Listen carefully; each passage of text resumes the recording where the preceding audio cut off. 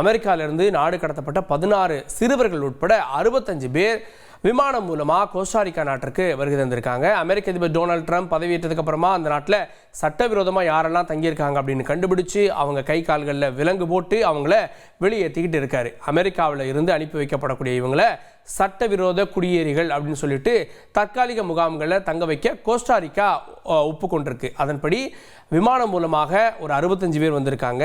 அவங்கள தற்காலிக குடியேறிய மையங்களுக்கு பஸ் மூலமாக அனுப்பி வச்சிருக்காங்க. அந்த காட்சிகள் வந்திருக்கு.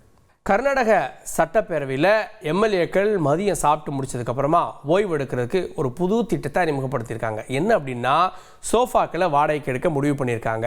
ஓய்வெடுக்க வெளியில் அவங்க போகிறதால அவை நடவடிக்கைகள் பாதிக்கப்படுது அப்படின்னு சொல்லி அதை தடுக்கிறதுக்காக சபாநாயகர் ஒரு ஐடியா கொடுத்துருக்காரு. அதுக்காக ரெக்லைனர் வகை சோஃபாக்கள் ஆர்டர் கொடுக்க இருக்காங்க.